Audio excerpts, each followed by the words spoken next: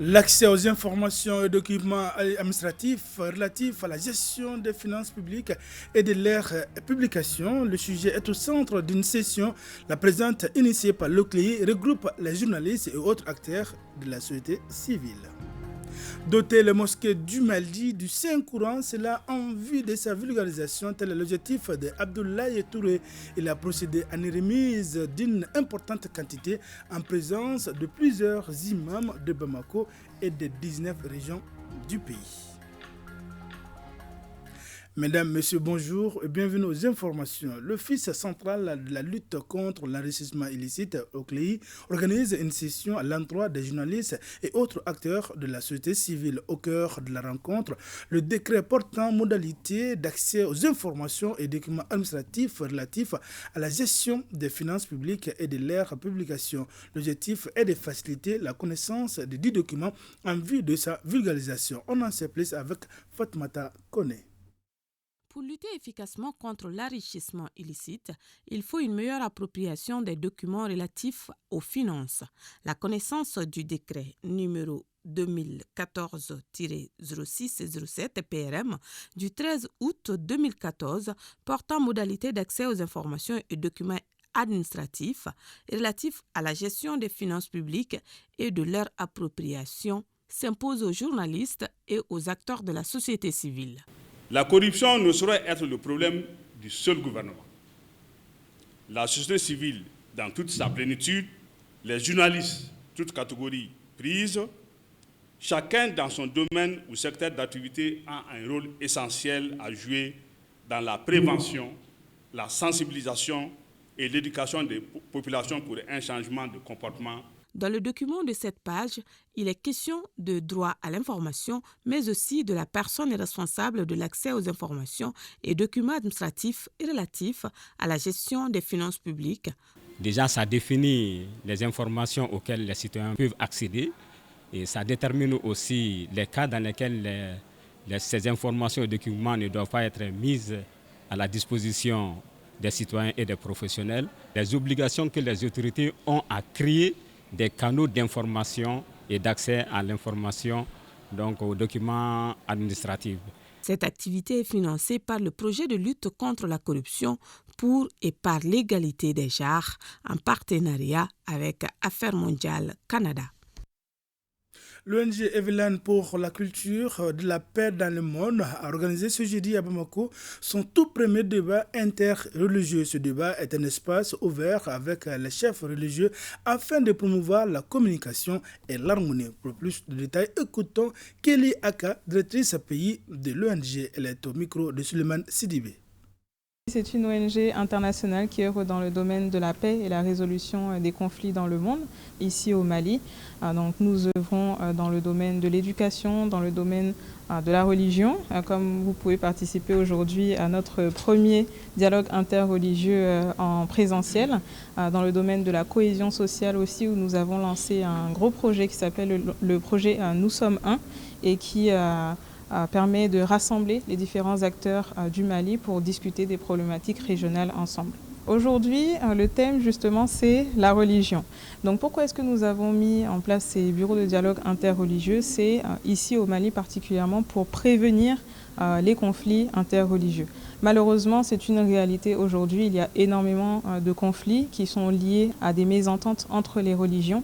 Et donc, au travers de ces dialogues, nous essayons de créer cette harmonie entre les religions. Et nous discutons justement de certains thèmes, de certains sujets à travers les écritures religieuses pour mettre fin justement à toutes ces mésententes, à tous ces a priori qui peuvent exister entre les différentes confessions. Les membres du mouvement patriotique pour le développement MPD ont organisé un point de presse au projet Jeunes de Sogoninko. Cette rencontre avec les hommes des médias a pour objet de soutenir les autorités de la transition dans leur combat quotidien. Reportage signé Saloum Konati. Le Mali traverse depuis un certain temps une crise multidimensionnelle. C'est pour apporter son soutien sans faille aux autorités de la transition que le MPD, Mouvement patriotique pour le développement, initie ce point de presse. Les membres du MPD appellent les Maliens de toute tendance idéologique et de toute appartenance politique à placer l'intérêt du Mali au-dessus des questions politiques et à s'engager de toute urgence à soutenir les actions du président de la transition. Au regard du bilan positif dans plusieurs domaines, à savoir le président de la transition panafricaine du Mali, le colonel Assimi Goïta, pour son engagement, sa détermination pour la sécurisation de l'intégrité territoriale, à doter nos forces armées maliennes des avions, des drones, des blindés, des hélicoptères et chars afin de redonner espoir à tout un peuple. Des avancées remarquables dans tous les autres domaines dans le cadre du Mali Koura. Le président du MPD apporte son soutien à tous les mouvements panafricains du monde. Il est un devoir aujourd'hui pour nous de sortir pour apporter, sinon renouer notre soutien encore sans faille aux autorités de la transition pour les marques de courage et d'abnégation qu'ils sont en train d'approuver pour le peuple malien. Et c'est aussi une question aussi sadro-africaine. Le président du MPD invite les Africains à se donner la main pour la bonne cause du continent. L'association des femmes en quête de l'autonomisation en collaboration avec l'association d'aide aux enfants brûlés et enfants nés avec des malformations viennent en aide avec un don de vivres. Le geste s'inscrit dans le cadre des activités annuelles de la dite association, nous dit Mariam Koulibaly. C'est devenu une tradition pour l'Association des femmes en quête de l'autonomisation et l'Association d'aide aux enfants brûlés et enfants nés avec des malformations de venir en aide à chaque mois de Ramadan aux personnes démunies. Cela fait exactement 4 ans que les deux associations évoluent dans ce sens. Nous sommes en partenariat avec AEBM, qui est Association d'aide aux enfants brûlés et enfants nés avec des malformations. Et chaque année, ceci organisé pour donner aux enfants, aux parents des enfants, parce que la situation est un peu difficile chez eux. Et nous avons jugé nécessaire d'associer les veuves. Donc ce qui a fait qu'on a voulu faire un ramassé et faire d'une pierre deux coups. Le don composé de céréales et du sucre est destiné aux veuves, enfants victimes de brûlures et autres démunis. Un geste apprécié à sa juste valeur. Ces dons va beaucoup nous aider. Que Dieu assiste les donateurs pour que celui de l'année prochaine soit plus conséquent. Venir en aide aux enfants mal formés et les enfants brûlés. Donc c'est notre objectif, quoi. C'est d'assister les enfants en assistance alimentaire et sanitaire. Du début de cette collaboration à aujourd'hui, les deux associations ont réalisé plusieurs actions humanitaires, dont la prise en charge d'environ 240 enfants victimes de brûlures et de malformations. Restons avec Mariam Koulibaly qui nous parle de cette conférence débat dans la commune rurale de Diago. Elle est du collectif des femmes leaders pour un Mali stable. Le thème retenu est rôle et place de la femme dans le processus de réforme pour une paix durable au Mali. Impliquer les femmes dans le processus du changement, c'est l'objectif recherché par le collectif des femmes leaders pour un Mali stable. D'où l'organisation de la présente conférence débat. Le thème retenu est « Rôle et place de la femme dans le processus de réforme pour une paix durable au Mali ». Cette conférence, nous la tenons ici toujours pour attester une fois de plus notre soutien aux autorités de la transition. Donc nous l'avons mis dans le cadre du 8 mars. Nous sommes venus rencontrer les femmes à la base pour les donner d'amples explications pour qu'elles soient mieux impliquées dans les activités actuellement qui sont les réformes en cours. La discussion riche en enseignements et d'informations a permis aux femmes de Diago de trouver des réponses à plusieurs de leurs préoccupations. Un exercice jugé utile et nécessaire. C'est une belle initiative à notre égard. Nous apprécions vraiment la démarche. On ne peut pas concrétiser aujourd'hui l'idée d'un Mali nouveau sans un changement de comportement. Je pense que ça a félicité, ça a remercié.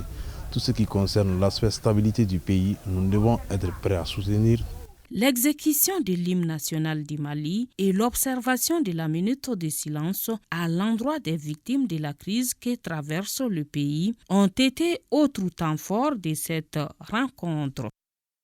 Cette bonne nouvelle pour l'économie malienne à travers ses communiqués, le ministre de l'économie et des finances a l'honneur d'informer le public de la clôture de l'emprunt obligatoire par appel public à l'épargne. L'État du Mali, 6,40% 2023-2030. L'opération a été réalisée par la SGI Mali, arrangeur et chef de file du syndicat des placements avec comme co-chef de file Global Capital, SGI Togo et SGI Bénin. Cet emprunt obligatoire lancé le 15 mars 2023 sur le marché financier de l'UEMOA pour un montant de 120 milliards de francs CFA, un taux d'intérêt de 6,40% et une maturité de 7 ans a été clôturée le 31 mars 2023. La dite opération a permis au Trésor public de mobiliser la totalité du montant sollicité, soit un taux de souscription de 100%. Ce nouveau succès témoigne de la confiance des investisseurs à l'État du Mali, à son gouvernement et à la politique économique, financière et budgétaire des plus hautes autorités. Le ministre de l'économie et des finances remercie les syndicats de placement et l'ensemble des investisseurs nationaux et régionaux pour la confiance renouvelée et se réjouit de leur accompagnement pour le financement des projets structurants de développement économique et social du Mali dans un contexte de resserrement de la liquidité globale de la zone. Félicitations donc à l'ensemble du monde de l'économie malienne. À présent, le deuxième titre de ce journal, pour plus de 3 tonnes du Saint-Coran ont été distribuées à plusieurs mosquées du Mali. Ce geste de notre compatriote Abdoulaye Touré pour cette deuxième édition, il est appuyé par les autorités saoudiennes. Son combat demeure la vulgarisation et l'appropriation du livre sacré par une frange importante de la société. Boubacar Kanouti.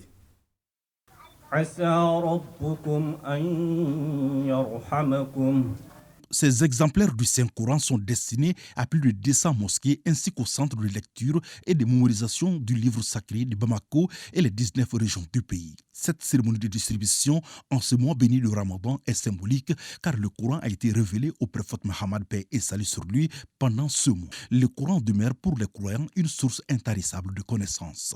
Le but est de faciliter un accès plus large des lecteurs et permettre aux uns et aux autres de mieux appréhender les préceptes coraniques. Les bénéficiaires ont accueilli avec ferveur cette donation. C'est le Coran qui représente la paix sur la terre.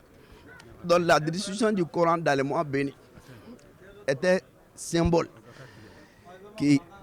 de bénédiction pour demander la paix d'Allah subhanahu wa ta'ala, qu'Allah subhanahu wa ta'ala couvre notre pays par sa paix divine, qu'Allah subhanahu wa ta'ala nous accorde la stabilité, qu'Allah subhanahu wa ta'ala nous accorde l'union. Pas de cadeau plus précieux que le Coran, surtout en ce mois béni de Ramadan. Les fidèles ont fortement besoin. Sa lecture fortifie le cœur. Nous remercions les donateurs. Les imams n'ont pas caché leur satisfaction car ils connaissent la valeur du Saint-Coran. Ils ont fait des prières et des bénédictions pour les donateurs et la nation qui fait face aujourd'hui à de multiples défis. Que la grâce divine nous couvre car la cause est noble. Se réunir autour du Coran est une chance énorme. Nous prions pour que la quiétude revienne au Mali. Les mosquées ont reçu chacune un carton et chaque participant s'est vu offrir un exemplaire. Tous les récipiendaires s'engagent à s'en servir sans modération. Le mois de Ramadan est connu pour être un mois béni et de solidarité. C'est dans ce cadre que les partenaires offrent des vivres aux populations qui sont dans les besoins. Les populations de Minakam viennent de bénéficier de ce geste de solidarité. Compte rendu signé Mohamed Lamine Maïga. C'est par ce geste de solidarité que les bénéficiaires ont reçu des mails du donateur leur kit pour ce mois de Ramadan. Les bénéficiaires, tout en se disant satisfaits, se réjouissent aussi que ces vivres soient payés au marché de Ménéka. Nous sommes à Ménéka dans le cadre de ce que nous organisons chaque année dans le cadre du Ramadan. Une activité humanitaire, une activité sociale. Composé de riz, d'huile et autres, les autorités régionales ont exprimé toute leur satisfaction. Je le remercie infiniment pour ce geste. Il est venu aider la population de Ménéka, très vulnérable. Nous savons que le mois de Ramadan est un mois de prière pour faire beaucoup de dons, beaucoup de gestes au profit des démunis. C'est déjà un titre fort, un message fort qu'il a adressé à la population ici présente par rapport à ce que chacun de nous doit faire pour accompagner les autorités du pays. Ce sont plusieurs tonnes de riz et d'huile qui ont été distribuées aux réfugiés et déplacés internes de la région de Ménéka. À Kita, le mouvement Ambiko vole au secours de la population de la région. Des bidons d'huile, des sacs de sucre et des riz sont donnés à plus de 100 personnes. Ortem Kita, la correspondance de Mahamadou Alou Bari. Cette opération spéciale de distribution alimentaire gratuite est organisée par le mouvement Ambiko de Kita afin de soulager la souffrance des causes vulnérables en cette période du mois béni de Ramadan. Nous remercions Batoul Niang pour ses gestes de générosité. Moi, je suis un réparateur de moto handicapé visuel. En ces périodes difficiles du mois de Ramadan, qu'Allah paye Batoul Niang au centime. Batouli, l'année dernière, apparemment, elle a fait le même geste à l'endroit des plus démunis de ma communauté. Le choix porté sur ma commune urbaine, vraiment me réjouit davantage.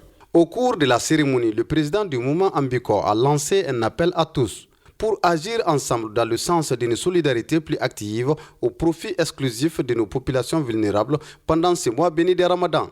Cette année, il y a eu 10 000 kits qui seront distribués dans ces 29 localités au Mali pour 10 000 familles.